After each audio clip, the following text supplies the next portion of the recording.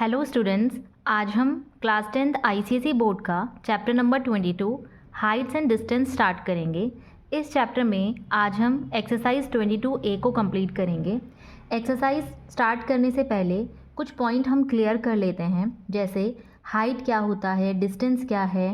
इसी चैप्टर में हमारे पास 2 पॉइंट और हैं, जैसे एंगल ऑफ एलिवेशन क्या होता है, एंगल ऑफ डिप्रेशन क्या होता है, या लाइट ऑफ साइट क्या होती है। पहले इन पॉइंट्स को क्लियर करेंगे, तब जाकर हम एक्सरसाइज स्टार्ट करेंगे। तो स्टार्ट करते हैं। सबसे पहले हाइट, डिस्टेंस। तो इस चैप्टर में हाइट एंड डिस्टेंस को अगर हम डिस्कस करें तो सबसे पहले हमें ये ध्यान रखना है कि इस चैप्टर में जो भी ट्रायंगल हम यूज़ करेंगे वो होगा हमारा right angle triangle. Right angle triangle को अगर हम ध्यान से देखें तो इसमें आपको जो ये वर्टिकल लाइन दिखाई देगी, इस लाइन को हम कहते हैं, इस वर्टिकल लाइन को हाइट। साथ ही इसमें इस ट्रायंगल में जो हॉरिजॉन्टल लाइन आपको दिखाई दे रही है, इस हॉरिजॉन्टल लाइन को हम कहते हैं डिस्टेंस। ठीक है, अब इसी को हम एग्जाम्पल के तौर पे समझते हैं। माना एक लैंप है या एक फ्लैग है, इस फ्लैग को एक पर्सन यहाँ से देख रहा है। ठीक है, तो ये पर्सन अपनी आईज से इस पोल के टॉप पर देख रहा है, तो इस लाइन को हम कहेंगे लाइन ऑफ साइट। यानी ये जिस तरफ देख रहा है, जिस डायरेक्शन में, उस लाइन को हम कहेंगे लाइन ऑफ साइट। अब बात करते हैं third point, angle of elevation. Angle of elevation, जब पर्सन ऊपर की तरफ देख रहा है, टॉप में देख रहा है, तो हमने उस लाइन को कह दिया लाइन ऑफ साइट। और line of site and horizontal line के बीच की जो एंगल बनता है उसको हम नाम देते हैं एंगल ऑफ एलिवेशन। यानी अगर आप कहीं पे खड़े हैं और आप किसी पोल को टॉप में देख रहे हैं तो ये तो लाइन ऑफ साइट हो जाएगी। साथ ही जो हॉरिजॉन्टल लाइन है, इन दोनों के बीच में बनने वाला एंगल होगा एंगल ऑफ एलिवेशन। बात करते हैं fourth, angle of depression. Angle of depression, angle of depression, अगर ये पर्सन किसी लाइन को या किसी पॉइंट को नीचे की तरफ देख रहा हो, बॉटम की तरफ देख रहा हो, तो उस टाइम जो एंगल बनता है horizontal line and line of site के बीच में, उसको कहा जाता है एंगल ऑफ डिप्रेशन। माना अगर आप किसी रूफ पर टॉप पर खड़े हैं, आप नीचे की तरफ देख रहे हैं किसी चीज़ को, तो ये तो हो जाएगी लाइन ऑफ साइट। लेकिन एंगल ऑफ डिप्रेशन कहाँ पे बनाएंगे हम? तो एंगल ऑफ डिप्रेशन हमेशा horizontal line and line of site के बीच में बनता है। तो यहाँ पे हॉरिजॉन्टल लाइन हो जाएगी ये, और ये हो जाएगी लाइन ऑफ साइट। इन दोनों के बीच में बनने वाला एंगल हो जाएगा एंगल ऑफ डिप्रेशन। ऐसी ये भी एंगल ऑफ डिप्रेशन है। अगर हम किसी ट्राइंगल में, जैसे ये हमारा ट्राइंगल है राइट एंगल ट्राइंगल, माना ये एंगल 30 डिग्री है, माना ये एंगल 20 डिग्री है, तो ये वाला एंगल तो एंगल ऑफ एलिवेशन हो जाएगा, क्योंकि हॉरिजॉन्टल लाइन और यहाँ से कोई पर्सन अगर ऊपर की तरफ देख रहा है तो ये हो जाएगा हमारा लाइन ऑफ साइट, एंड ये हमारी हो जाएगी हॉरिजॉन्टल लाइन। इन दोनों के बीच में बनने वाले एंगल को बोलते हैं एंगल ऑफ एलिवेशन। बट क्या ये एंगल ऑफ डिप्रेशन है? बिल्कुल नहीं, ये एंगल ऑफ डिप्रेशन नहीं है, क्योंकि अगर कोई पर्सन ऊपर से नीचे की तरफ देखेगा तो ये लाइन ऑफ साइट तो है, लेकिन लाइन ऑफ साइट के साथ हमें एक हॉरिजॉन्टल लाइन भी चाहिए। तो ये है हमारी हॉरिजॉन्टल लाइन, ये है लाइन ऑफ साइट, इसके बीच बनने वाले एंगल को हम कहेंगे एंगल ऑफ डिप्रेशन, जो कि कितना होने वाला है? टोटल 90 डिग्री है, 90 में से 30 कैंसिल, बचता है 60 डिग्री। तो एंगल ऑफ डिप्रेशन होगा 60 डिग्री। बस इन्हीं पॉइंट्स को हमें क्लियर करना था कि हाइट क्या होती है, डिस्टेंस क्या होती है, साथ ही angle of depression and elevation क्या होता है। अगर यहाँ पे समझ में ना आया हो तो जब हम एक्सरसाइज करेंगे वहाँ पे आपको ये पॉइंट ईजिली क्लियर हो जाएंगे। स्टार्ट करते हैं एक्सरसाइज 22A। एक्सरसाइज 22A का क्वेश्चन नंबर 2 है, the height of a tree is √3 times the length of its shadow find the angle of elevation of the sun. आपको एंगल ऑफ एलिवेशन फाइंड करना है। Question में क्या कह रहा है कि जो हाइट है ट्री की, माना ये ट्री है, इस ट्री की हाइट जो है वो √3 टाइम्स मतलब मल्टीप्लाई है किसका, the length of its shadow का, उसकी शेडो का 3 गुना है। अब शेडो कैसे बनेगी, माना ये पेन है, इस पेन की शेडो कहाँ बनेगी, इसके नीचे बनेगी यहाँ पे, ठीक है। तो ये अगर मैं बनाऊँ तो उसकी शेडो ये कुछ ये हो जाएगी, ये शेडो हो गई। तो कह रहा है कि जो हाइट है ना ट्री की वो 3 गुना है उसकी शेडो की लेंथ का। तो हम लेट कर लेते हैं लेट इट्स शेडोज लेंथ, माना उसकी शेडो की जो लेंथ है उसको x लेट कर लेते हैं। तो जो उसकी ट्री की हाइट होगी वो 3 टाइम्स है किसकी, उसकी शेडो की लेंथ का, यानी कि √3x। बस इन दोनों को ज्वाइन कर ले तो ये क्या बन जाएगा हमारा राइट एंगल ट्रायंगल, ठीक है। तो ये हो गया x, ये हो गया √3x, नाम दे देते हैं a, इधर हो जाएगा b, ये हो जाएगा c, यहाँ पे है 90 डिग्री, ठीक है। अब स्टार्ट करते हैं इस क्वेश्चन को। अब इस चैप्टर में हम ट्रिग्नोमेट्री फॉर्मूला यूज़ करेंगे, क्योंकि यहाँ पे राइट एंगल ट्रायंगल है तो हमें यहाँ पे एंगल भी फाइंड करना हो सकता है, हमें कभी डिस्टेंस फाइंड करनी हो सकती है। तो जो भी हम इसमें फाइंड करेंगे वो ट्रिग्नोमेट्री फॉर्मूला यूज़ करके ही फाइंड करेंगे। तो सबसे पहले यहाँ पे लिख लेती हूँ sine, cos, tan, cot, sec and cosec. जहाँ पे साइन होता है p/h perpendicular by hypotenuse, base by hypotenuse, and tan का होता है परपेंडिकुलर बाय बेस। अगर मैं कॉट को देखूँ तो वो बेस बाय परपेंडिकुलर हो जाएगा, सेक हो जाएगा hypotenuse by base, hypotenuse by perpendicular cosec का, ठीक है। एक और चीज़ हमें ध्यान में रखनी है, अगर किसी राइट एंगल ट्राइंगल में देखो जो 90 डिग्री है उसके सामने वाला हमेशा हाइपोटेनियस होता है, चेंज जो होगा वो परपेंडिकुलर और बेस होता है अकॉर्डिंग टू एंगल। माना हमें ये एंगल दिया है, ठीक है, 30 डिग्री, तो इस एंगल के सामने वाला हमेशा परपेंडिकुलर होगा, जो बचेगा वो बेस होगा। माना इस बार एंगल हमको यहाँ पे दिया है टॉप पे, ये माना 30 डिग्री यहाँ पे है, तो 90 डिग्री के सामने वाला तो हाइपोटेनियस रहेगा, ठीक है, ये चेंज नहीं होगा। लेकिन एंगल के सामने वाला ये हो जाएगा परपेंडिकुलर और ये साइड हो जाएगी बेस, तो ये चेंज होगा एंगल के अकॉर्डिंग, ठीक है। अब हमें क्या यूज़ करना है इसमें, साइन, कॉस, टेन, इनमें से हम क्या यूज़ करें। तो सबसे पहले हम ये देखेंगे हमें क्वेश्चन में क्या क्या गिवन है। देखो क्वेश्चन में हमको बेस गिवन है, यहाँ पे एंगल फाइंड करने को कह रहा है, ठीक है, एंगल ऑफ एलिवेशन फाइंड करने को कह रहा है, यानी ये फाइंड करने को कह रहा है। तो इस एंगल के ये फाइंड करने को कह रहा है, तो इस एंगल के सामने कौन है, परपेंडिकुलर, नीचे कौन है, बेस, ये दोनों हमको गिवन है, परपेंडिकुलर और बेस गिवन है। तो किस ट्रिग्नोमेट्री फॉर्मूला में परपेंडिकुलर और बेस होता है, तो परपेंडिकुलर और बेस हमारा 10 में भी है, कॉट में भी है, बट मैं यहाँ पे 10 यूज़ कर रही हूँ, आप चाहो तो कॉट भी यूज़ कर सकते हो, ठीक है। तो यूज़ करते हैं 10। अब एंगल कितना है वो हमें नहीं पता, तो हम यहाँ पे लिख देंगे थीटा, ठीक है। तो हम लिखते हैं 10 theta is equal to perpendicular upon base, ठीक है। अब परपेंडिकुलर कौन है, परपेंडिकुलर है हमारे पास √3x, आप चाहो तो पूरा लिख लो, परपेंडिकुलर ए बी है और बेस हमारे पास सी बी है, ठीक है। ए बी हमारे पास √3x है, सी बी हमारे पास x है जिसको हमने लेट किया था, तो x से x कैंसिल हो गया, तो 10 थीटा इज इक्वल टू होता है √3, ठीक है। अब √3 हमारे 1060 की वैल्यू होती है, तो मैं लिखूँगी यहाँ पे 10 थीटा इज इक्वल टू 1060। मैं 10 ही क्यों ले रही हूँ, क्योंकि यहाँ पे 10 थीटा है, तो मैं यहाँ पे 1060 की वैल्यू होती है √3, 10 से 10 कैंसिल हो गया, तो हमारा थीटा इज इक्वल टू आ गया 63। बस हमें एंगल ऑफ एलिवेशन निकालना था, तो एंगल ऑफ एलिवेशन कितना आ गया, 60 डिग्री। इसी के साथ क्वेश्चन नंबर 2 होता है हमारा कंप्लीट। नेक्स्ट बढ़ते हैं क्वेश्चन नंबर 3। नेक्स्ट क्वेश्चन है क्वेश्चन नंबर 3। क्वेश्चन नंबर 3 में कह रहा है the angle of elevation of top of the tower from a point on the ground and a distance 160 meter from its foot is found to be 60 degree. Find the height of the tower. अब question में क्या कह रहा है उसको समझो। हमारे पास माना एक टावर है ये रहा, ठीक है।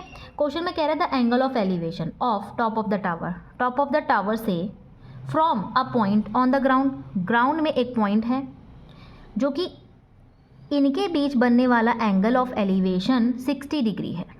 अगेन रिपीट कर रही हूँ, the angle of elevation of top of the tower from कहाँ से, टॉप ऑफ द टावर से यहाँ तक, ग्राउंड तक, ये पॉइंट है, माना इसको नाम देती हूँ ए। पॉइंट ए जो कि ग्राउंड पर है और टॉप ऑफ द टावर की तरफ वो देख रहा है, इन दोनों के बीच में बनने वाला एंगल जो कि एंगल ऑफ एलिवेशन होता है 60 डिग्री है। आगे उसने कहा एट अ डिस्टेंस, जो ये पॉइंट है वो एक डिस्टेंस पर है, किससे, टावर के फुट से, फुट ये है, इससे इतना दूर है। वो कितना दूर है, लिखा है 160 मीटर, लिखा है देखो, at a distance of 160 metre from its foot, उसके फुट से 160 मीटर दूर है। ठीक है, ये लिख दिया। आपको हाइट फाइंड करनी है 90 डिग्री, सामने वाला हाइपोटेनियस हो जाएगा। आपको हाइट फाइंड करनी है ए बी सी, मैंने नेमिंग कर दी है। ठीक है, अब क्वेश्चन में पहले हम ये देखेंगे हमें गिवन क्या क्या है।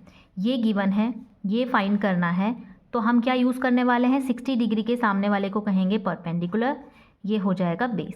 तो हम P परपेंडिकुलर और बेस को यूज़ करने वाले हैं। ठीक है, तो परपेंडिकुलर और बेस 10 में है तो हम 10 यूज़ करेंगे, आप कॉट को भी यूज़ कर सकते हो। ठीक है, तो tan थीटा की जगह मैं इस बार लिखूंगी 60, क्योंकि मुझे एंगल गिवन है। tan 60 is equal to perpendicular upon base. Perpendicular कौन है, CB जो कि हाइट है, और बेस कौन है, AB। tan 60 की वैल्यू क्या होती है, tan 60 की वैल्यू होती है √3, बस मैं यहाँ पे √3 लिख लूँगी, इज इक्वल टू CB हमें फाइंड करना है, AB हमें 160 मीटर दिया है। ठीक है, AB हमें 160 मीटर गिवन है। आगे सॉल्व करते हैं, CB की वैल्यू निकालनी है, तो CB के साथ 160 डिवाइड में है, तो ये चला जाएगा मल्टीप्लाई में, तो ये हो जाएगा √3 into 160 is equal to CB। √3 की वैल्यू हम यहाँ पे लिख लेते हैं, √3 की वैल्यू होती है 1.732, जिसकी मल्टीप्लाई हम करने वाले हैं 160 से, is equal to CB। CB की वैल्यू आ जाती है, CB की वैल्यू आ जाएगी यहाँ पे 277.12 मीटर, तो ये आ जाती है हमारी हाइट। ठीक है, सिंपल क्वेश्चन था, कुछ भी नहीं किया है, सिंपल सॉल्व किया है। जैसे जैसे क्वेश्चन में बोला था वैसे वैसे आपको वैल्यूज़ पुट करनी है, आंसर आपका निकल जाएगा। इसी के साथ क्वेश्चन नंबर 3 होता है कंप्लीट। नेक्स्ट बढ़ते हैं क्वेश्चन नंबर 4। नेक्स्ट क्वेश्चन है क्वेश्चन नंबर 4। क्वेश्चन नंबर 4 बहुत इजी क्वेश्चन है। क्वेश्चन नंबर 4 में कह रहा है अ ladder is placed along a wall such that it's upper and is resting against a vertical wall. देखो वॉल कैसी होती है, वर्टिकल है वॉल, तो सबसे पहले हम बनाते हैं वर्टिकल वॉल। ये हो गई हमारी वर्टिकल वॉल। ठीक है, अब लैडर कैसी होती है, लैडर वर्टिकल वॉल है ये, वर्टिकल वॉल। अब लैडर कैसी होती है, सीढ़ी कैसी होती है, ऐसे होती है ना, टेढ़ी ऐसे। तो हम लैडर को बना लेते हैं ऐसा, थोड़ा सा और आगे ले लेते हैं ये, तो ये हो गई लैडर। इसको लिख लेती हूँ मैं, यहाँ पे ये लैडर हो गई। अब कह रहा है अ ladder is placed along a wall, जो लैडर है प्लेस की गई वॉल के साथ, such that it's upper and, जो उसका अपर एंड है ना, is resting against a vertical wall. तो ये वॉल, ये दिखाई दे रहा है ना आपको लैडर, ये इस वर्टिकल वॉल के अगेंस्ट है। ठीक है, द फुट ऑफ लैडर, जो लैडर है ना इसका फुट, ये foot of ladder is 2.4 metre from the wall. ये जो लैडर का फुट है यानी कि पैर है, वो हमारे वर्टिकल वॉल से 2.4 मीटर की डिस्टेंस पे है। Simple. And the ladder is making an angle 68 degree with the ground. Ground के साथ लैडर जो एंगल बना रहा है वो है 68 डिग्री। कह रहा find the height up to which the ladder reaches. आपको हाइट फाइंड करनी है, ठीक है, किसकी, वॉल की। वहाँ पे क्वेश्चन में लिखा है find the height up to which the ladder reaches. जहाँ पे लैडर रीच कर रहा है, यहाँ तक लैडर रीच कर रहा है ना, ये वाली हाइट बोल रहा है वो, इसको फाइंड करना है। ठीक है, सिंपल नेमिंग कर देते हैं A, B and C। Start करते हैं क्वेश्चन। ये हमको गिवन है 68 के सामने वाला हो जाएगा परपेंडिकुलर, बेस हमको गिवन है, अगेन हम P और B परपेंडिकुलर और बेस यूज़ करने वाले हैं। तो मैं यूज़ कर रही हूँ tan 68, tan थीटा, थीटा की जगह 68 दिया है, is equal to perpendicular upon base. Perpendicular कौन है ये तो फाइंड करना है, बेस कौन है 2.4 मीटर।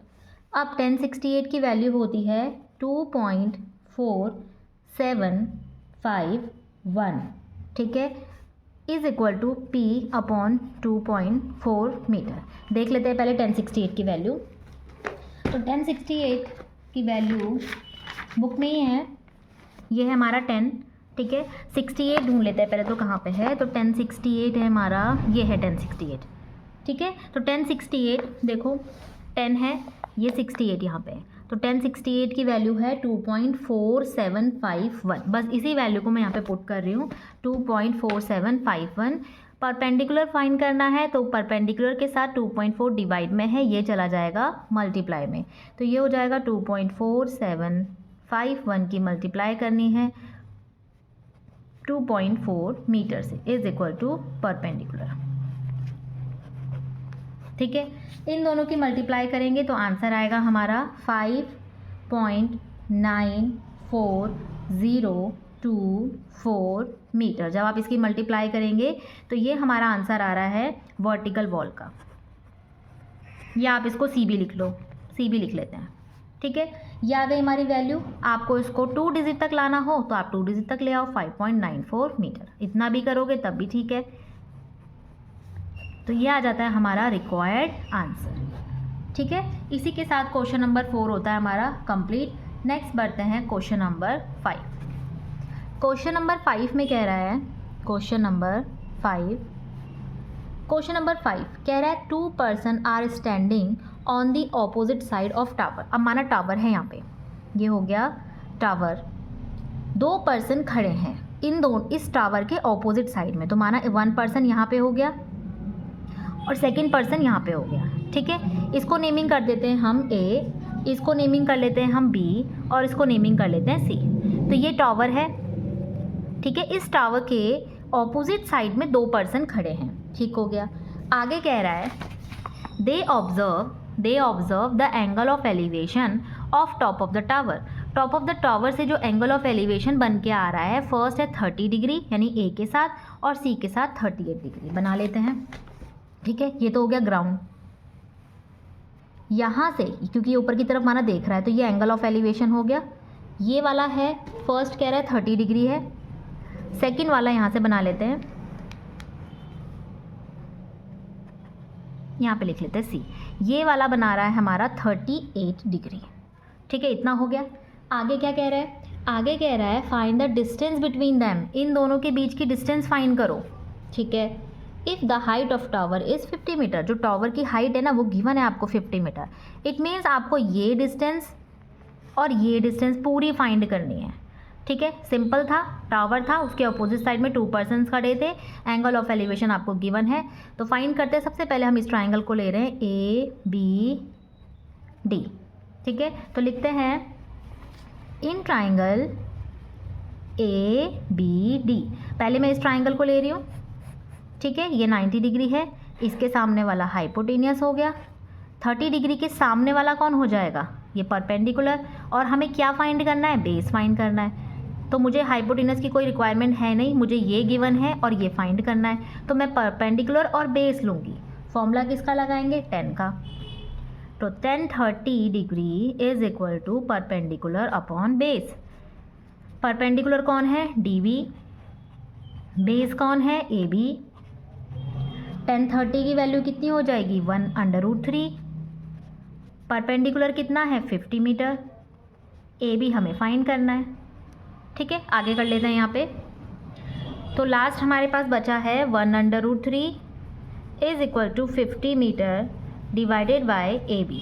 अब AB की वैल्यू आपको फाइंड करनी है, तो AB की वैल्यू फाइंड करने के लिए AB को भेज देते हैं इस तरफ और √3 को भेज देते हैं इस तरफ। क्रॉस मल्टीप्लाई, AB 1 के पास जाएगा, AB ही रह जाएगा, बचेगा क्या, ये इस तरफ चला जाएगा, तो √3 × 50 मीटर।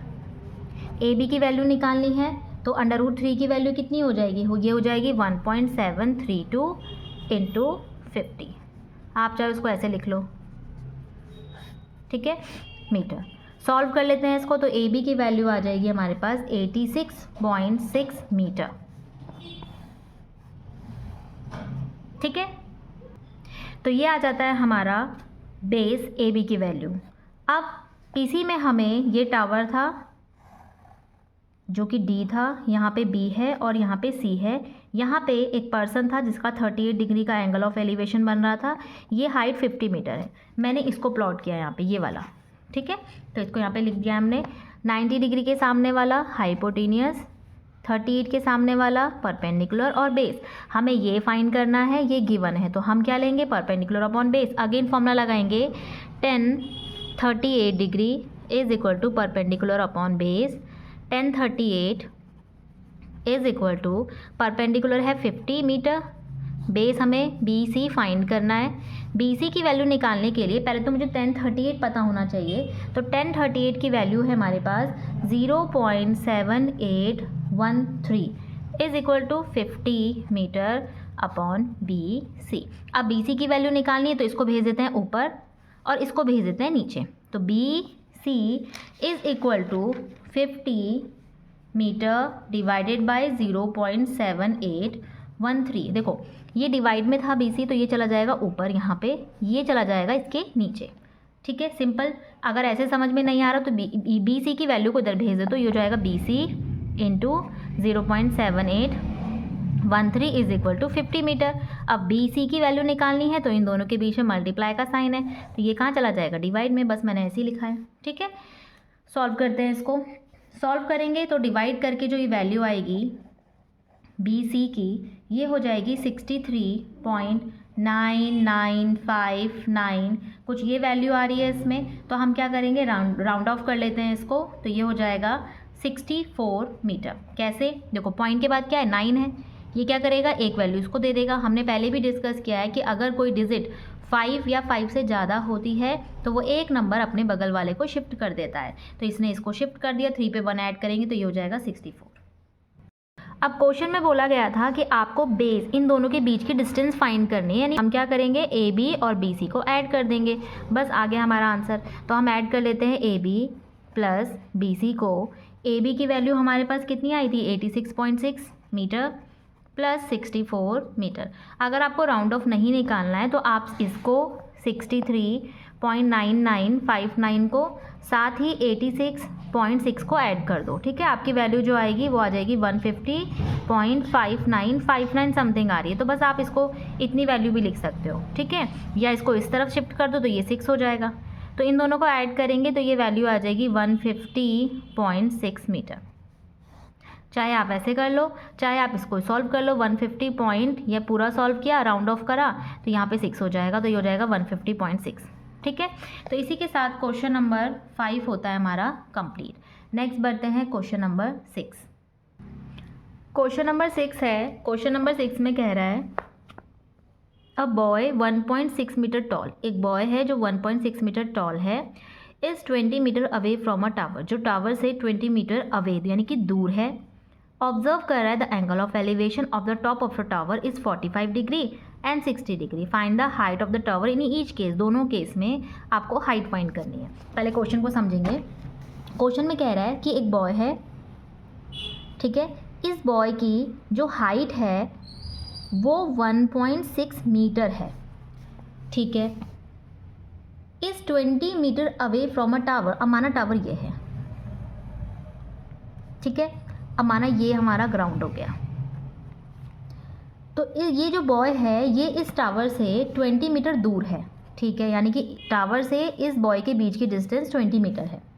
आगे कह रहा है observe the angle of elevation of top of the tower. अब एंगल ऑफ एलिवेशन जो होगा यानी कि आई से इस तरफ देखेगा ये टॉप ऑफ द टावर में, तो जो ये एंगल ऑफ एलिवेशन बनेगा वो कैसे बनता है, line of side and horizontal line के बीच की डिस्टेंस को, बीच के एंगल को कहते हैं एंगल ऑफ एलिवेशन, जो कि 45 डिग्री भी है और 60 डिग्री भी है। तो मैं यहाँ लिख लेती हूँ 45 डिग्री, ठीक है, इतना हो गया। अब ये जो हाइट है ना इसकी यहाँ से यहाँ तक की 1.6 है, तो ये भी तो 1.6 मीटर हो जाएगी, ठीक है।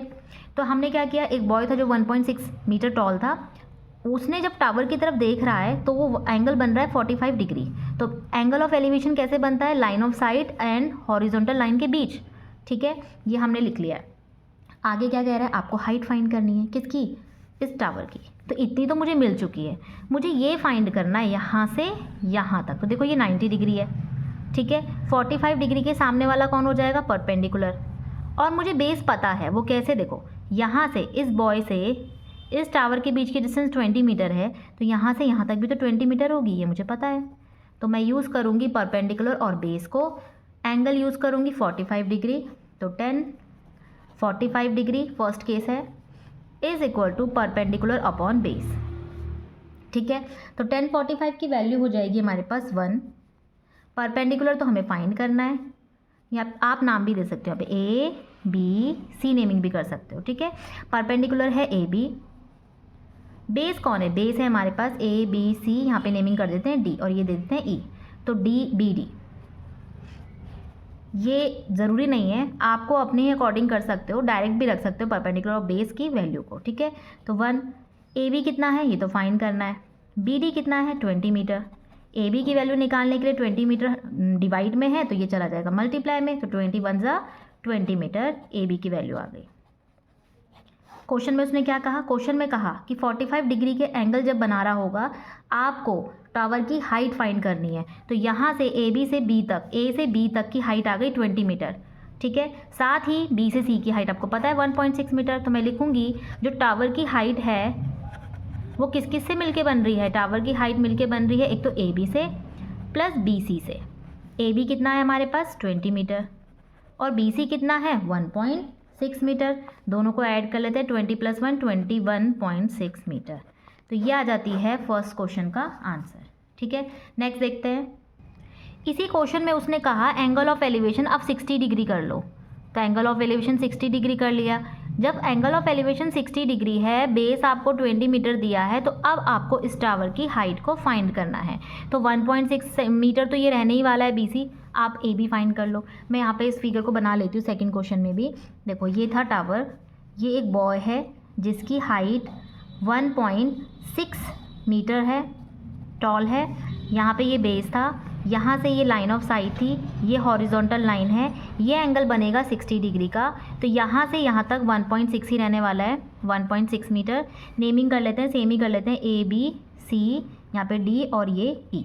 यूज़ करेंगे हम, ये 20 मीटर है तो ये भी 20 मीटर रहने वाला है। तो बस ये हमें पता है, ये हमें फाइंड करना है परपेंडिकुलर, बेस हमें पता है। ठीक है, यूज़ करेंगे 10 60 is equal to perpendicular upon base.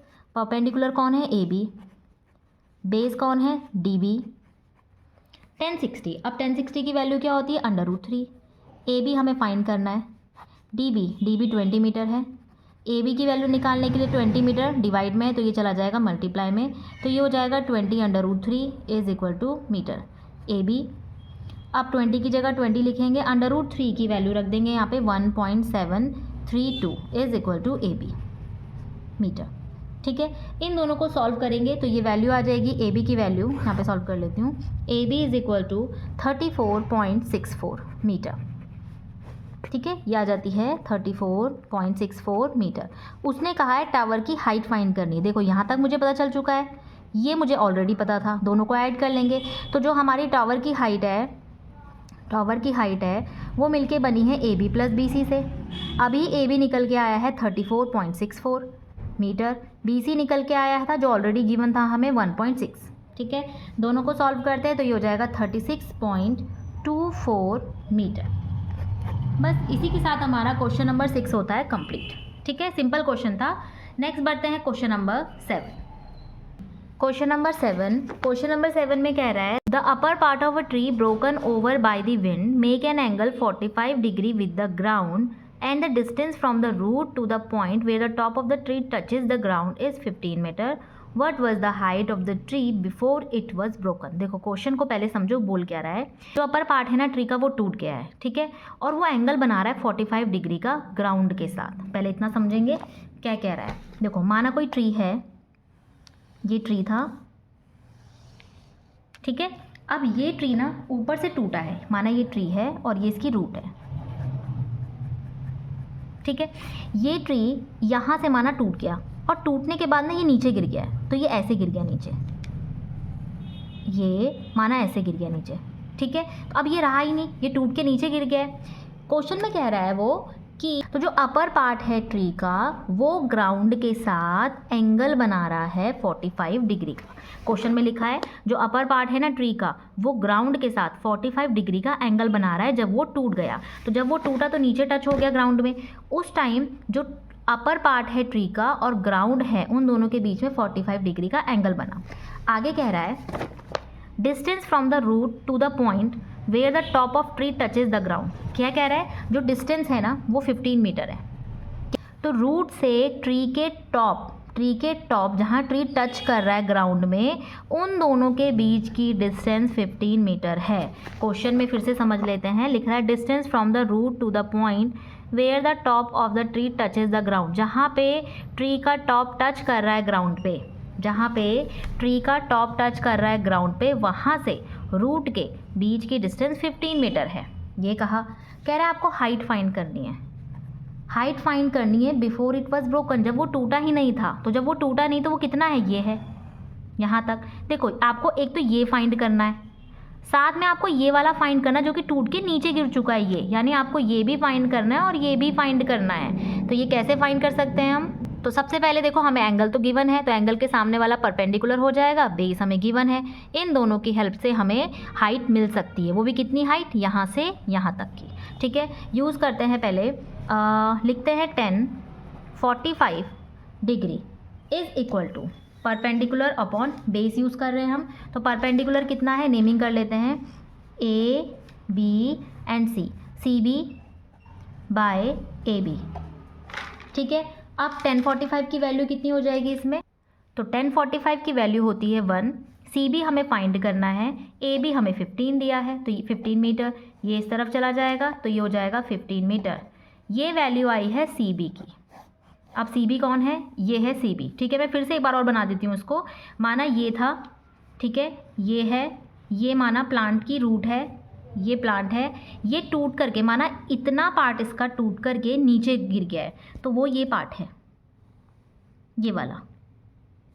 ठीक है, अब ये 15 मीटर दिया था। अब सी बी, ये ए था, ये बी था और ये सी था। सी बी आपको मिल चुका है 15 मीटर। आपको ये वाली हाइट फाइंड करनी है, ये वही हाइट है जो गिर करके हाइपोटेन्यूस बन गई है, तो मुझे ये फाइंड करना है। दो तरीके हैं इसको फाइंड करने के लिए, या तो आप पाइथागोरस थ्योरम लगा लो, मैं पहले पाइथागोरस थ्योरम यूज़ कर रही हूँ यहाँ पे। First method Pythagoras theorem. ठीक है, इसके लिए 90 डिग्री के सामने वाला हाइपोटेन्यूस होता है जो हमेशा लेफ्ट साइड रहेगा, राइट साइड हमारा A B plus B C का सम होगा, A B square plus B C का स्क्वायर। ए सी स्क्वायर की वैल्यू निकालनी है, तो ए बी की वैल्यू कितनी है 15 स्क्वायर, बी सी की भी 15 है स्क्वायर। ये को मल्टीप्लाई करेंगे 15 को 2 टाइम्स तो ये हो जाएगा 225, इसको भी 2 टाइम्स मल्टीप्लाई करेंगे 225 ए C square. A C square की वैल्यू दोनों को ऐड कर लेते हैं 450, ए सी की वैल्यू आ जाएगी, स्क्वायर कहाँ चला जाएगा, रूट में, 450 मीटर। अब अगर मैं 450 की वैल्यू रूट से बाहर निकालूँ तो ये हो जाएगा 21.21 मीटर। डिवीज़न मेथड हम यूज़ करेंगे, अगर डिवीज़न मेथड नहीं आता है तो आप प्रीवियस वीडियो मैंने डाली है चैप्टर नंबर 5 या 6 में मैंने समझाया है डिवीज़न मेथड, तो यहाँ पे मैंने डिवीज़न मेथड यूज़ किया है। अगर आपको ये मेथड समझ में नहीं आ रहा है तो मैं इसी का सेकंड मेथड समझा रही हूँ जिसमें हम ट्रिग्नोमेट्री फॉर्मूला ही यूज़ करेंगे। देखो अब हमें क्या फाइंड करना है, ये तो था हमारा कौन कितना डिग्री 45 डिग्री। ठीक है, मुझे ये पता है 45 डिग्री का एंगल पता है, मुझे हाइपोटेन्यूस निकालना है। तो कोई ऐसा फॉर्मूला जिसमें ट्रिग्नोमेट्री फॉर्मूला जिसमें हम, ये तो हो जाएगा परपेंडिकुलर, ये हो जाएगा बेस और ये हो जाएगा हाइपोटेन्यूस। तो मैं हाइपोटेन्यूस और बेस को यूज़ कर सकती हूँ ना। तो हाइपोटेन्यूस और बेस किस में होता है, तो वो होता है कॉस में। देखो अब ये भी हमने किया था यहाँ पे, ये रहा, हाइपोटेन्यूस और बेस कॉस में भी होता है और सेक में भी होता है, तो मैं कॉस को यूज़ कर लेती हूँ। ठीक है, तो यहाँ पे मैं इसको ना यूज़ करके मैं अभी इसको और इसको यूज़ कर रही हूँ क्योंकि एक तो गिवन है, दूसरा हमें फाइंड करना है, तो मैं ट्रिग्नोमेट्री फॉर्मूला लगा लेती हूँ। तो cos 45 degree is equal to पर बेस अपॉन हाइपोटेन्यूस। तो कॉस 45 की वैल्यू होती है 1/√2, बेस कितना है 15 मीटर, हाइपोटेन्यूस यानी कि हमें क्या फाइंड करना है, ए सी फाइंड करना है। ठीक है, इसको भेज देते हैं इस तरफ, √2 को भेज देते हैं 15 के पास मल्टीप्लाई में। ए सी की वैल्यू अगर हम फाइंड करेंगे तो 15 की जगह 15, √2 की वैल्यू होती है 1.414। सॉल्व करेंगे, 15 की मल्टीप्लाई इन दोनों से करेंगे 1.414 से, तो ये आ जाएगा 21.21 मीटर। जो मेथड आपको सही लग रहा है वो यूज़ करो। आप ट्रिग्नोमेट्री फॉर्मूला लगा रहे हो तो इसी को यूज़ करो, ठीक है। तो इसी के साथ क्वेश्चन नंबर अभी हमने पूरा सॉल्व नहीं किया। ये जो हाइट है ना 21.21 मीटर, ये हाइट किसकी है? AC की, यानी ये वाली।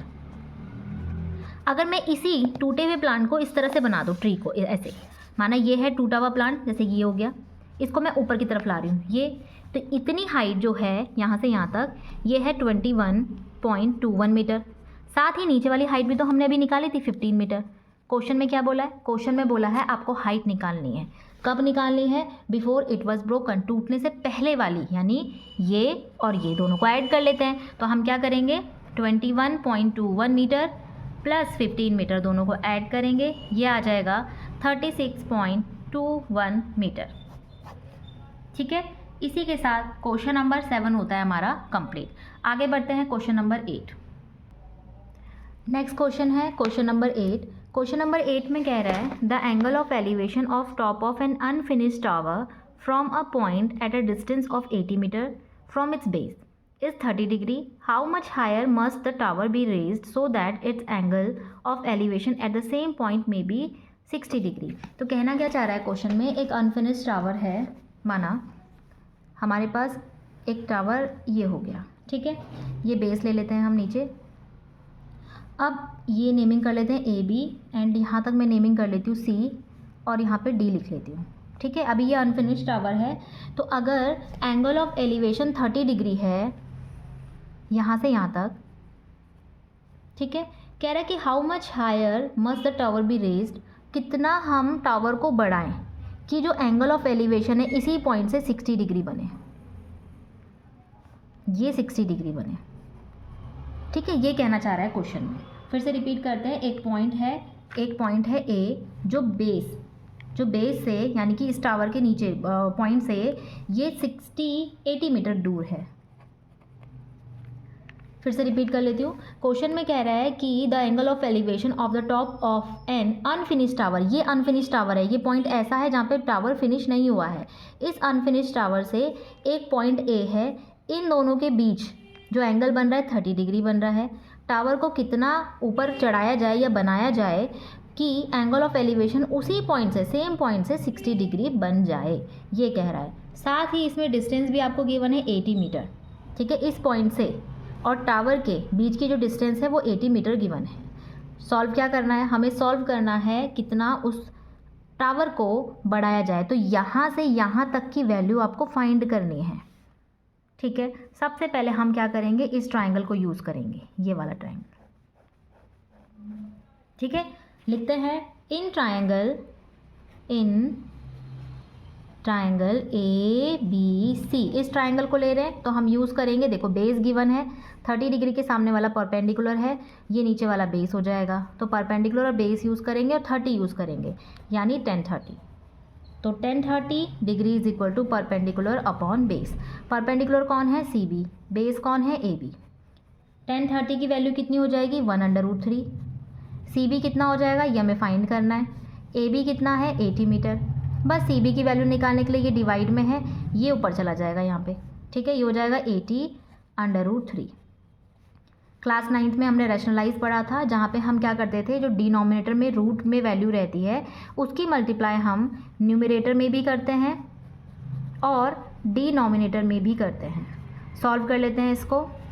ये हो जाएगा 80/√3, 3 3 √9।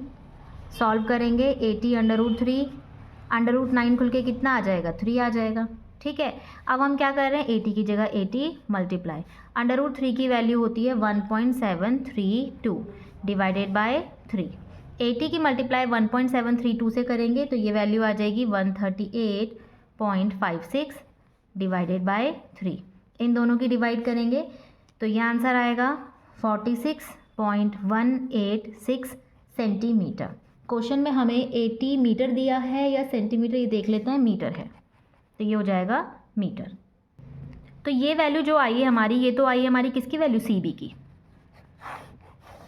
यानी यहाँ से यहाँ तक सी से लेके बी तक की जो वैल्यू आई है वो है 46.186 मीटर। अभी हमें क्या फाइंड करना है, अभी हमें DC फाइंड करना है। ठीक है, क्या यूज़ करूँगी, बड़ा वाला ट्राइंगल जहाँ पे हम एंगल 60 डिग्री लेंगे, ये वाला। ठीक है, तो मैं ले रही हूँ इस बार ट्राइंगल AB और ये पूरा D यहाँ तक। ये एंगल कितना है, 60 डिग्री है।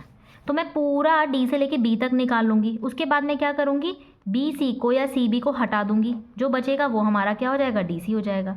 ठीक है, तो सबसे पहले मैं निकाल रही हूँ यहाँ पे 10। हमारे पास देखो ये ट्राइंगल जो दिया है ना, पहले मैं यहाँ पे समझा देती हूँ। ABD ये 60 डिग्री है, हमें बेस गिवन है 80 मीटर। मुझे फाइंड क्या करना है, ये फाइंड करना है हाइट। 60 डिग्री के सामने वाला परपेंडिकुलर फाइंड करना है, ये बेस है। तो बस हम यूज़ करेंगे 1060। यूज़ करते हैं 1060 degree is equal to perpendicular upon base. Perpendicular कौन है हमारे पास, DB है, तो यहाँ पे लिख लेंगे DB डिवाइडेड बाय AB। 1060 की वैल्यू होती है हमारी √3। DB हमें फाइंड करना है, AB हमें 80 मीटर दिया है। बस इसको इस तरह भेज देते हैं, तो ये हो जाएगा 80√3 इज इक्वल टू DB। यहाँ पे सॉल्व कर लेते हैं, तो ये हो जाएगा DB इज इक्वल टू 80 की जगह 80, √3 की जगह 1.732। सॉल्व कर लेते हैं, तो DB हो जाएगा हमारा 138.56 मीटर। ठीक है, ये तो आ गया हमारा DB की वैल्यू। अब इसको देख लेते हैं हम, D से लेके B, यहाँ से लेकर के यहाँ तक की वैल्यू आई है 138.56। हमें क्या फाइंड करना है, वो अनफिनिश टावर की हाइट फाइंड करनी है, ये वाली। ये कैसे फाइंड की जाएगी, जब मैं पूरे DB में से CB को हटा दूंगी तो बचेगा क्या, DC। तो लिख लेते हैं, जो DB है वो किस किस से मिलके बना है, DC प्लस CB से। ठीक है, DB किस किस से मिलके बना है, DC प्लस CB से। DB कितना है 138.56 इज इक्वल टू DC हमें फाइंड करना है। CB कितना है, CB हमारे पास अभी अभी फाइंड किया था 46.186 मीटर। बस DC की वैल्यू निकालनी है, इसको भेज देंगे इस तरफ, प्लस उधर जाके क्या हो जाएगा, minus 46.186 metre is equal to DC। इसे सॉल्व करेंगे तो ये वैल्यू आ जाएगी 92.374 मीटर। अगर आप इसको सेकंड प्लेस तक निकालना चाहते हैं तो ये हो जाएगा 92.37 मीटर। तो ये आ जाती है हमारी अनफिनिश्ड टावर की हाइट। इसी के साथ क्वेश्चन नंबर 8 होता है हमारा कंप्लीट। नेक्स्ट बढ़ते हैं क्वेश्चन नंबर 9। क्वेश्चन नंबर 9 में कह रहा है, at a particular time when the sun's altitude is 30 degree the length of the shadow of a vertical tower. सबसे पहले हम क्या करते हैं, वर्टिकल टावर बना लेते हैं। माना ये हमारा वर्टिकल टावर है, ठीक है। इसकी शेडो कैसे बनेगी, देखो ये हमारा टावर है, तो इसकी शेडो कहाँ बनेगी, नीचे की तरफ बनेगी। तो मैं इसका शेडो बना लेती हूँ यहाँ पे, ये हो गई शेडो। तो कह रहा है जो वर्टिकल टावर की शेडो है ना वो 45 मीटर है, तो लेंथ हमने लिख ली 45 मीटर। बस इन दोनों को ज्वाइन कर लेते हैं, तो यहाँ पे जो बनने वाला है वो हो जाएगा एंगल ऑफ एलिवेशन, जो कि दिया है हमें 30 डिग्री। ठीक है, आगे बढ़ते हैं। कह रहा है calculate the height of tower, आपको हाइट ऑफ टावर फाइंड करना है। नेमिंग कर लेते हैं ABC, आपको ये फाइंड करना है। अगेन 30 डिग्री के सामने वाला परपेंडिकुलर हो जाएगा, ये वाला बेस हो जाएगा, ये हाइपोटेनियस हो जाएगा, जो कभी चेंज नहीं होता है। ठीक है, यूज़ करेंगे 1030 is equal to perpendicular upon base. Perpendicular कौन है, AB, बेस CB। ठीक है, 1030 की वैल्यू कितनी होती है, 1/√3। AB हमको नहीं पता, फाइंड करना है, ये 45 हो जाएगा, इसको भेज देंगे इस तरफ, ये हो जाएगा 45 1 जा 45/√3 इज इक्वल टू AB। ठीक है, सॉल्व करेंगे, देखो रैशनलाइज कर लेते हैं। √3 की मल्टीप्लाई ऊपर भी और नीचे भी कर लेंगे, ये हो जाएगा 45/√3, नीचे हो जाएगा 3 हो जाएगा अंडर में, और सॉल्व करेंगे 45/√3 √9 को खोलेंगे तो ये हो जाएगा 3। कैंसिल आउट हो सकते हैं दोनों, क्योंकि दोनों रूट से बाहर है। 3 1 जा 3, बचता है 1, 3 5 जा 15। ठीक है, ये आ गया हमारा answer 15/√3 is equal to AB। इसको आपको अगर और सॉल्व करना है तो 15 की जगह 15, √3 की जगह 1.732 लगा लो, इज इक्वल टू AB। ठीक है, इन दोनों की मल्टीप्लाई करेंगे तो ये आ जाएगा 25 0.98 मीटर। ये आ जाती है हमारी टावर की हाइट। ठीक है, सिंपल क्वेश्चन था। तो इसी के साथ क्वेश्चन नंबर 9 का हमारा फर्स्ट पार्ट अभी कंप्लीट हुआ है। सेकंड में कह रहा है आपको लेंथ फाइंड करनी है उसकी शेडो की। टावर सेम होना चाहिए जब सन्स एल्टीट्यूड 45 डिग्री है और दूसरा 60 डिग्री है। तो मैं दोनों को एक साथ सॉल्व कर लेती हूँ। देखो सेकंड पार्ट में वो कह रहा है अगेन आपको सेम टावर लेना है, तो मैं बना लेती हूँ यहाँ पे सेम टावर ऐसा। इसको नेमिंग कर लेते हैं ABC। पहली बारी में कह रहा है आपको शेडो की लेंथ फाइंड करनी है ना, तो ये आपको फाइंड करना है। ये तो आपको मिल चुका है, अभी अभी आपने फाइंड किया कितना 25.98। अगर आपको इसको नहीं लिखना तो आप डायरेक्ट ये लिख सकते हो। ठीक है, तो मैं यहाँ पे लिख लेती हूँ 15√3। ये हमें क्या मिली, AB की हाइट मिल गई है। ठीक है, हमें शेडो फाइंड करनी है, साथ ही उसने एंगल ऑफ एलिवेशन गिवन है 45 डिग्री। ऐसी सेकंड पार्ट में भी वही यही कह रहा है, सेम टावर लेना है, ले लिया A, B और C। इस बार जो एंगल है वो 60 डिग्री है। जब एंगल ऑफ एलिवेशन 60 है तो आपको शेडो की लेंथ फाइंड करनी है। हाइट सेम ही रहेगी टावर की, क्योंकि सेम टावर बोल रहा है तो हाइट सेम ही रहने वाली है। बस दोनों में हम क्या करेंगे, tan का फॉर्मूला यूज़ करेंगे। लिखते हैं tan 45 degree is equal to, देखो मैं tan क्यों यूज़ कर रही हूँ, क्योंकि सामने वाला परपेंडिकुलर है, ये हमें गिवन है, ये हमें फाइंड करना है, तो परपेंडिकुलर और बेस बस वही यूज़ कर लेती हूँ। परपेंडिकुलर कितना है 15√3, बेस हमें फाइंड करना है CB। tan 45 की वैल्यू कितनी होती है, 1 होती है, is equal to 15√3 divided by CB। CB की वैल्यू निकालनी है, इसको इधर भेज देते हैं और 1 को इसके नीचे, तो CB की वैल्यू हो जाएगी 15√3। 1 नीचे भी जाएगा तो अगर नी भी लिखेंगे तब भी 1 ही है। ठीक है, तो ये आ जाता है हमारा CB की वैल्यू। इसको फर्दर अगर आप सॉल्व करते हैं तो ये हो जाएगा हमारा 15√3 की वैल्यू 1.732। तो इसको सॉल्व, ये मीटर में है यहाँ पे।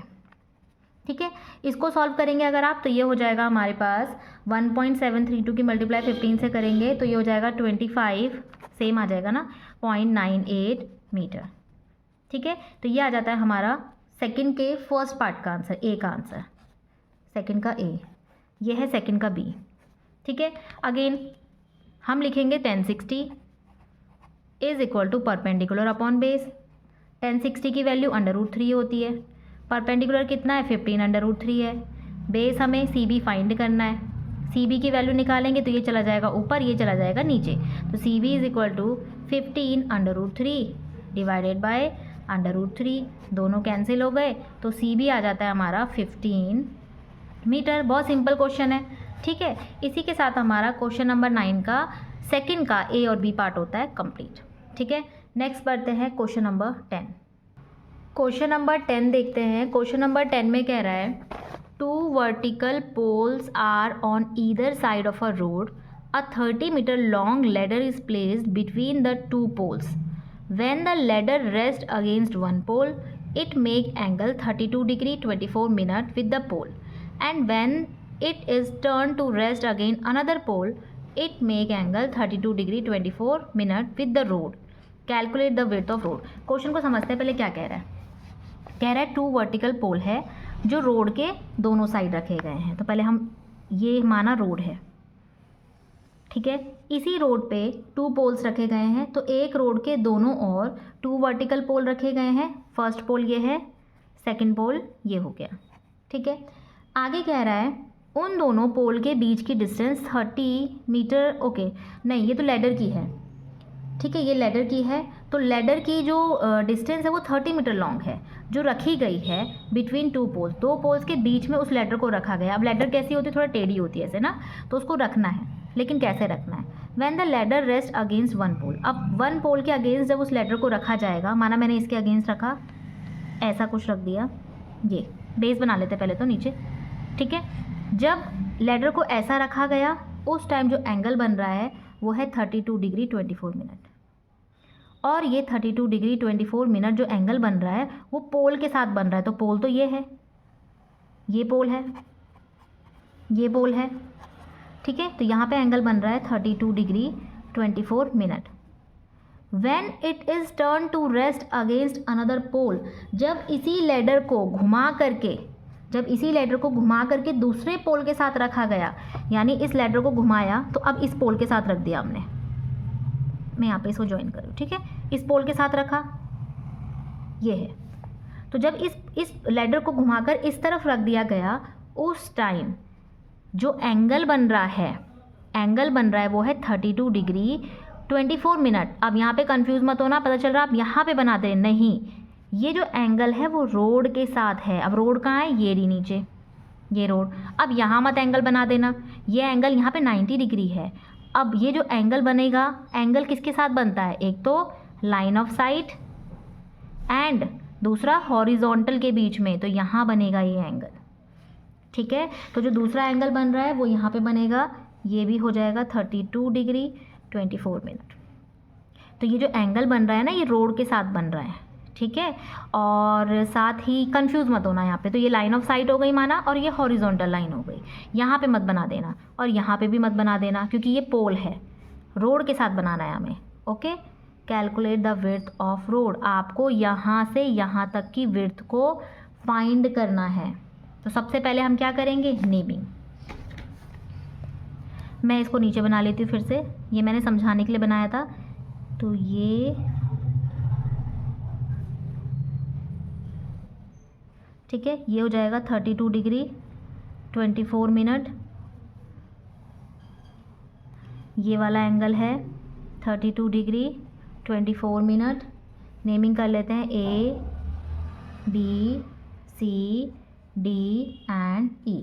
तो आपको BC और CD फाइंड करना है, BC और CD फाइंड करना है, और दोनों को ऐड कर देंगे, यानी कि आपको BD फाइंड करना है, ठीक है। स्टार्ट करते हैं क्वेश्चन को। सबसे पहले हम क्या कर सकते हैं, सबसे पहले मैं लेती हूँ इस ट्राइंगल को, ठीक है। इन ट्राइंगल ABC ये ले लेते हैं। हमें लेडर की लेंथ दी है 30 मीटर, लेडर की लेंथ दी है हमें 30 मीटर। यूज़ करेंगे इस ट्राइंगल को, ये वाला ट्राइंगल यूज़ कर रहे हैं। सबसे पहले देखेंगे एंगल के सामने वाला परपेंडिकुलर, ठीक है। साथ ही और क्या क्या हमें गिवन है, 90 डिग्री के सामने वाला हाइपोटेनियस, ये हो जाएगा बेस। क्वेश्चन में ये देखना है पहले तो फाइंड क्या करना है, फाइंड हमें ये करना है, इसको लेना ज़रूरी है। साथ ही हम क्या करते हैं ना, हाइपोटेनियस ले लेते हैं, क्योंकि ये गिवन है, ठीक है। तो मैं ले रही हूँ यहाँ पे हाइपोटेनियस और बेस को। तो ऐसा कौन सा फॉर्मूला है हाइपोटेनियस और बेस का, तो बेस अपॉन हाइपोटेनियस होता है कॉस। तो मैं ले लेती हूँ कॉस थीटा, यानी cos 32 degree 24 minute is equal to base upon hypotenuse, ठीक है। तो कॉस 32 डिग्री 24 मिनट, बेस हमें फाइंड करना है, बेस कौन है, BC फाइंड करना है, हाइपोटेनियस 30 मीटर है। अब पहले तो हम ये देखते हैं कॉस 32 डिग्री 24 मिनट की वैल्यू कितनी है। तो सबसे पहले हम देखेंगे कॉस 32 डिग्री, कॉस 32, देखो ये कॉस है, कॉस 32 ये है, 32 डिग्री, साथ में उसने बोला है 24 मिनट, तो 24 मिनट ये है 24 मिनट ये वाला। तो हम लिखेंगे इसको 0.8443, ठीक है। तो कॉस 32 डिग्री 24 मिनट की वैल्यू है 0.8443 is equal to BC divided by 30 metre. अब BC की वैल्यू निकालें तो 30 चला जाएगा मल्टीप्लाई में, 0.8443 into 30 metre is equal to BC,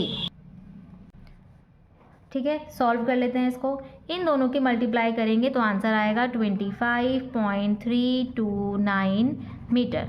तो ये आ जाती है हमारे BC की वैल्यू, ठीक है। अभी तो हमने ये फाइंड किया, अब हम इस ट्राइंगल में CD फाइंड करेंगे, ठीक है। अब स्टार्ट करते हैं, हम CD की वैल्यू फाइंड करनी है, तो हम यूज़ करेंगे ये वाला ट्राइंगल, ये वाला ट्राइंगल, ये है 90 डिग्री, 90 डिग्री के सामने वाला हाइपोटेनियस, इसको तो हम यूज़ करेंगे। साथ ही हमें बेस फाइंड करना है, तो हम इसको और इसको ले रहे हैं, ठीक है। अब हम ये देखते हैं किस में हाइपोटेनियस और बेस होता है। तो हाइपोटेनियस और बेस किस में है देख लेते हैं। हाइपोटेनियस और बेस कॉस में, ठीक है। यहाँ पे एक गड़बड़ हो गई है, ये एंगल यहाँ पे है, तो एंगल के सामने वाला हो जाएगा परपेंडिकुलर, ठीक है। एंगल के सामने वाला परपेंडिकुलर, ये हाइपोटेनियस और ये बेस। परपेंडिकुलर हमें फाइंड करना है, हाइपोटेनियस गिवन है, तो हम हाइपोटेनियस और परपेंडिकुलर का फॉर्मूला यूज़ करेंगे। तो हाइपोटेनियस और परपेंडिकुलर, परपेंडिकुलर और हाइपोटेनियस ये है, यानी कि हम साइन का फॉर्मूला यूज़ करने वाले हैं। ठीक है, तो हम लिखते हैं, यहीं पर सॉल्व कर लेते हैं। Sine 32 degree 24 minute is equal to perpendicular upon hypotenuse. ठीक है, साइन 32 डिग्री 24 मिनट की वैल्यू होती है 0.5358। परपेंडिकुलर हमें फाइंड करना है CD, हाइपोटेनियस 30 दिया है, इसको इधर भेज देंगे, ये हो जाएगा मल्टीप्लाई। ठीक है, 0.5358 की मल्टीप्लाई हम करेंगे 30 मीटर से, इससे हमें CD की वैल्यू मिल जाएगी जो कि आएगी 16.074 मीटर। बस, तो क्वेश्चन में क्या कह रहा था, क्वेश्चन में कह रहा था इन दोनों के बीच की डिस्टेंस फाइंड करनी है, यानी आपको BD फाइंड करना था। तो BD किस किस से मिलके बना है, BD मिलके बना है BC प्लस CD से। BC की वैल्यू अभी अभी हमने फाइंड की 25.329 मीटर, साथ ही CD की वैल्यू है 16.074 मीटर। दोनों को सॉल्व करेंगे तो ये वैल्यू आ जाएगी हमारी 41.403 मीटर। इसको अगर आपको 2 प्लेस तक की वैल्यू लानी है तो ये आप लिख सकते हो 41.40 या 41.4 मीटर। ठीक है, सिंपल क्वेश्चन था। इसी के साथ क्वेश्चन नंबर 10 होता है हमारा कंप्लीट। एक बार हम यहाँ पे साइन 32 डिग्री 24 मिनट की वैल्यू देख लेते हैं। ये रहा साइन 32 डिग्री और 24 मिनट। ठीक है, तो ये वैल्यू है 0.5358। ठीक है, इसी के साथ क्वेश्चन नंबर 10 होता है कंप्लीट। नेक्स्ट बढ़ते हैं क्वेश्चन नंबर 11। क्वेश्चन नंबर 11 में कह रहा है 2 climbers are at point A and B on a vertical cliff face. 2 climbers हैं जो वर्टिकल क्लिफ में पॉइंट A और B पर खड़े हैं। एक ऑब्जर्वर है जो कि C पॉइंट पर खड़ा है, जो कि 40 मीटर दूर है, किससे, क्लिफ के फुट से। पहले तो हम बना लेते हैं।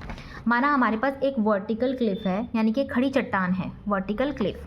ठीक है, बना लेती हूँ। माना ये हमारी वर्टिकल क्लिफ है। ठीक है, ये हमारी वर्टिकल क्लिफ है, यानी एक खड़ी चट्टान इस तरह से होगी, एक क्लिफ यहाँ, एक A पर्सन यहाँ पे खड़ा है और एक B यहाँ पे खड़ा है, ऐसे समझो उसको। ठीक है, तो मैं यहाँ पे वर्टिकल क्लिफ बना रही हूँ जहाँ पे एक क्लाइंबर्स यहाँ पे है, 1 क्लाइंबर यहाँ पे है और 1 यहाँ पे है, B यहाँ पे। साथ ही उसने कहा एक ऑब्जर्वर भी है जो कि पॉइंट C पर है। अब मैंने नीचे क्यों बनाया, पहले समझ लेते हैं आगे। कह रहे 40 मीटर दूर है, किससे, क्लिफ के फुट से, यानी कि पैर से। क्लिफ के फुट से 40 मीटर दूर है, तो ऑब्वियस नीचे ही होगा। ठीक है, ठीक हो गया। वो भी लिख रखा है उसने आगे, ऑन द लेवल ग्राउंड, नीचे है ग्राउंड में। A is at an elevation of 48 degree. जो A है ना, उसके साथ जो एंगल ऑफ एलिवेशन बन रहा है वो है 48 डिग्री का, और जो B है उसके साथ बन रहा है 57। B के साथ बन रहा है कितना, 57। बस सिंपल था। क्या फाइंड करना है आपको, what is the distance between the climbers. इन दोनों क्लाइंबर्स के बीच की डिस्टेंस फाइंड करनी है। क्या करेंगे, पहले लेंगे छोटा ट्राइंगल, जिससे हमको ABC, यहाँ पे D लिख लेते हैं। छोटा ट्राइंगल लेंगे तो AD मिल जाएगा, पूरा बड़ा ट्राइंगल लेंगे तो हमें BD मिल जाएगा। तो BD में से AD हटा देंगे, बचेगा क्या, BA। बस इसी को यूज़ करेंगे हम। स्टार्ट करते हैं। इन ट्राइंगल ADC, यहाँ पे 90 डिग्री है, ADC। दूसरा ट्राइंगल हम जो यूज़ करेंगे वो लिखेंगे इन ट्राइंगल BDC, बड़ा वाला ट्राइंगल BDC। ठीक है, बड़ा ट्राइंगल मैं यहाँ पे बना लेती हूँ। कैसा है, C, D और B, जिसके बीच में एंगल ऑफ एलिवेशन 57 डिग्री है। छोटा वाला triangle 48 degree, C point, D point and A point. ठीक है, यहाँ पे 48 और ये 47, ये 57। ये हमें गिवन है 40 मीटर, ये 40 मीटर। फाइंड क्या करना है, ये और ये फाइंड करना है। ठीक है, स्टार्ट करते हैं। तो 48 के सामने वाला परपेंडिकुलर, ये हो जाएगा बेस। बस P और B हम ये यूज़ कर लेते हैं। तो परपेंडिकुलर अपॉन बेस किसका होता है, 10 48 degree is equal to perpendicular upon base. 1048 की वैल्यू होती है 1.1106। टेबल में सब मेंशन है। परपेंडिकुलर यानी एडी हमें फाइंड करना है, बेस हमें 40 मीटर दिया है। हम क्या करेंगे, एडी की वैल्यू के लिए 40 डिवाइड में है तो इसको भेज देंगे मल्टीप्लाई में। ये हो जाएगा 1.1106 into 40 meter is equal to AD.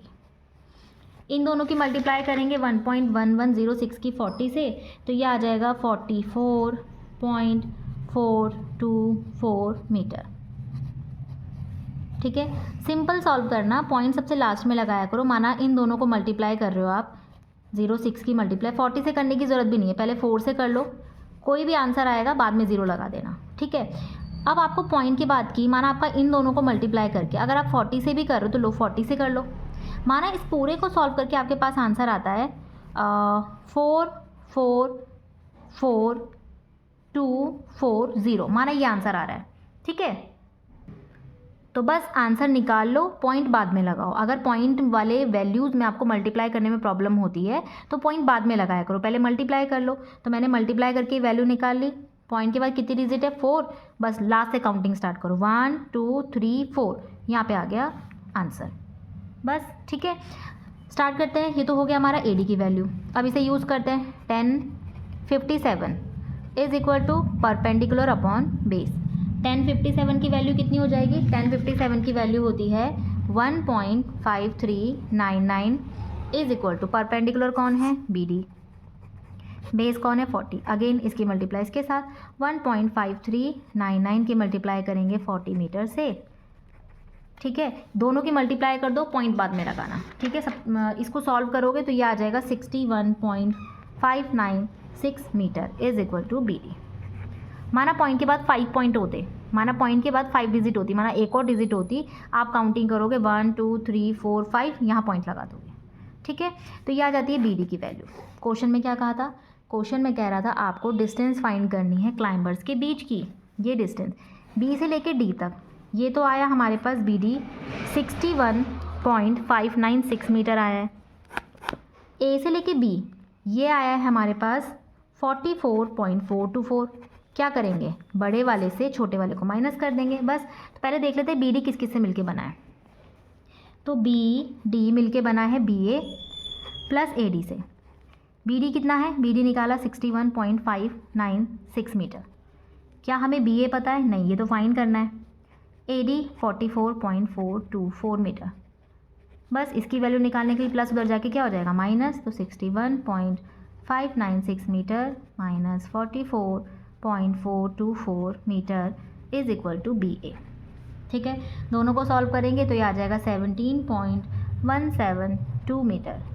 तो यह आ जाती है ए बी की वैल्यू या बी ए की वैल्यू, दोनों क्लाइंबर्स के बीच की डिस्टेंस। इसी के साथ क्वेश्चन नंबर 11 होता है हमारा कंप्लीट। नेक्स्ट बढ़ते हैं क्वेश्चन नंबर 12। इस क्वेश्चन में मैं यहाँ पे आपको 1048 की वैल्यू दिखा देती हूँ पहले। तो 10 ये है 1048 ये रहा, तो ये है 1.1106 एंड 1057 की वैल्यू है 1.5399। ठीक है, तो ये क्वेश्चन हमारा कंप्लीट हो गया है। नेक्स्ट बढ़ते हैं क्वेश्चन नंबर 12। तो क्वेश्चन नंबर 12 में क्या कह रहा है, क्वेश्चन नंबर 12 में कह रहा है एक मैन है stand 9 meter away, a man stand 9 meter away from a flag pole. अब हमारे पास एक फ्लैग पोल है, ठीक है, एक मैन स्टैंड यानी कि खड़ा है 9 मीटर अवे, इस फ्लैग पोल से 9 मीटर की दूरी पर। तो माना यहाँ पे वो मैन है, ठीक है, अब यहाँ पे बना लेती हूँ, ये मैन है, ठीक है। ये मैन ही observe that angle of elevation of top of the pole. अब ये टॉप ऑफ द पोल की तरफ देख रहा है, तो ऑब्वियसली जो एंगल ऑफ एलिवेशन बनेगा वो हॉरिजॉन्टल और लाइन ऑफ साइट के बीच बनेगा। ये हमारा 28 डिग्री है। साथ में उसने एंगल ऑफ डिप्रेशन भी बोल दिया है of bottom of the pole is 13 degree. अब एंगल ऑफ डिप्रेशन किसके बीच में बनता है, हॉरिजॉन्टल और लाइन ऑफ साइट के बीच में, लेकिन ये बॉटम के साथ कह रहा है, बॉटम मतलब नीचे की तरफ। तो मैं क्या करूँगी, ऐसे दिखा दूँगी इसे नीचे की तरफ।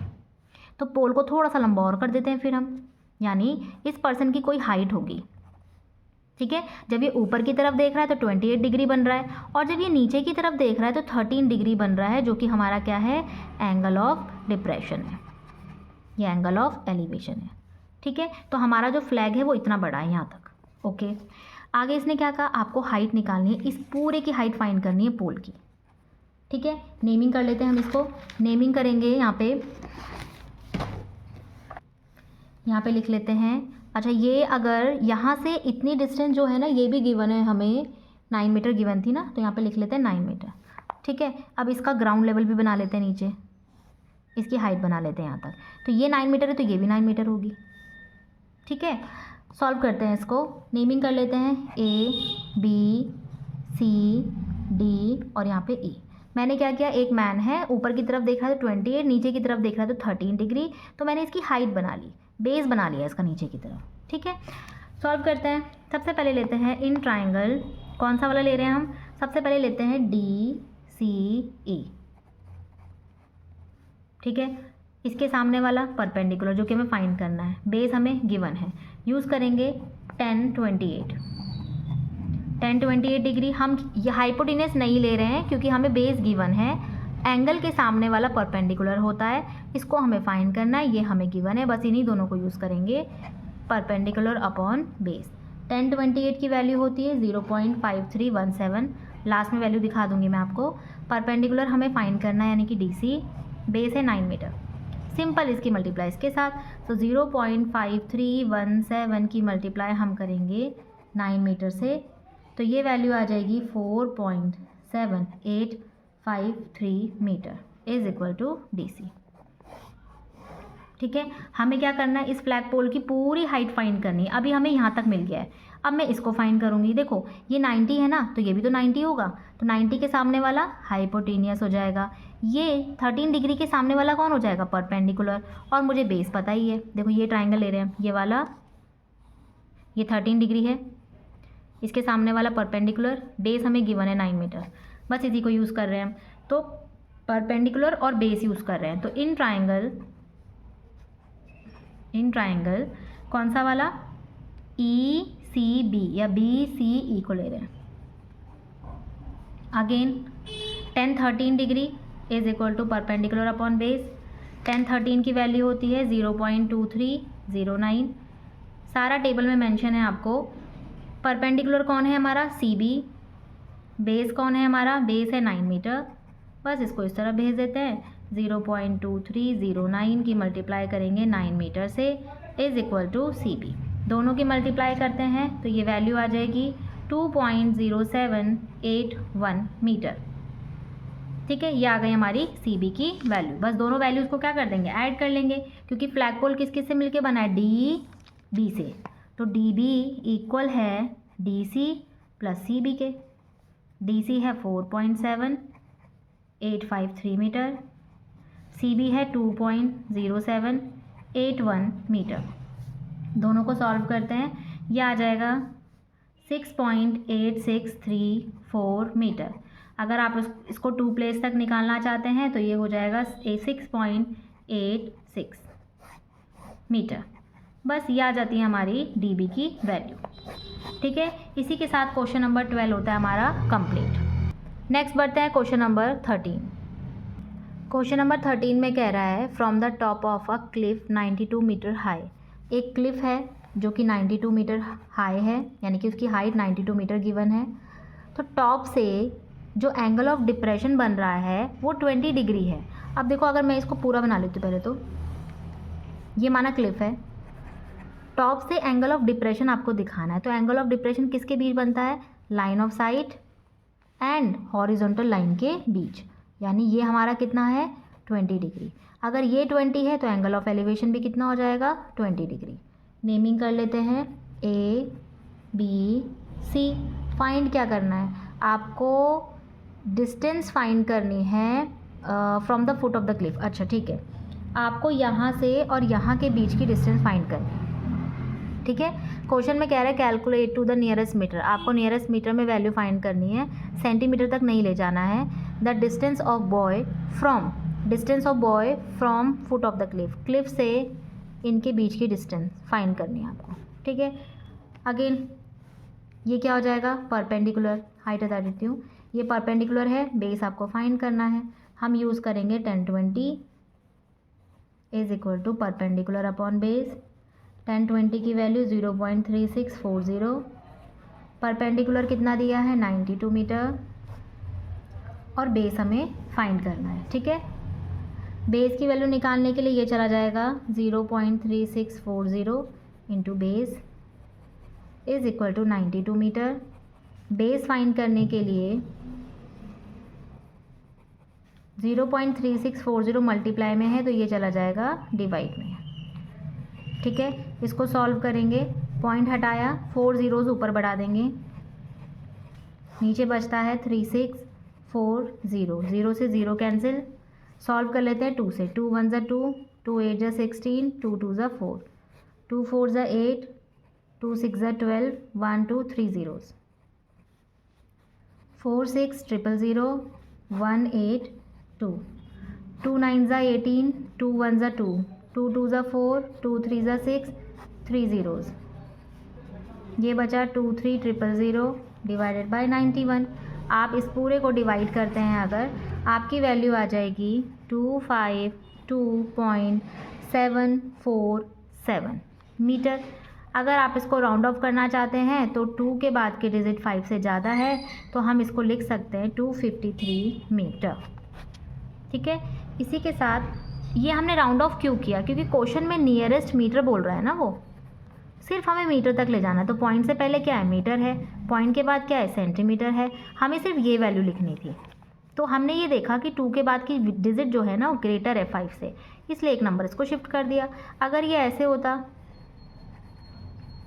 माना ऐसा कुछ होता, तो 252 लिखती, क्योंकि मीटर, ये वैल्यू मीटर की है, ये वैल्यू क्या है, सेंटीमीटर में। अगर मैं इसके बाद की डिजिट देखूँ तो ये 5 से ज़्यादा है ही नहीं, इसीलिए मैं 252 लिखती, लेकिन यहाँ पे ज़्यादा थी इसलिए इसको शिफ्ट कर दिया है, ये आ जाता है 253 मीटर। इसी के साथ क्वेश्चन नंबर 13 होता है हमारा कंप्लीट।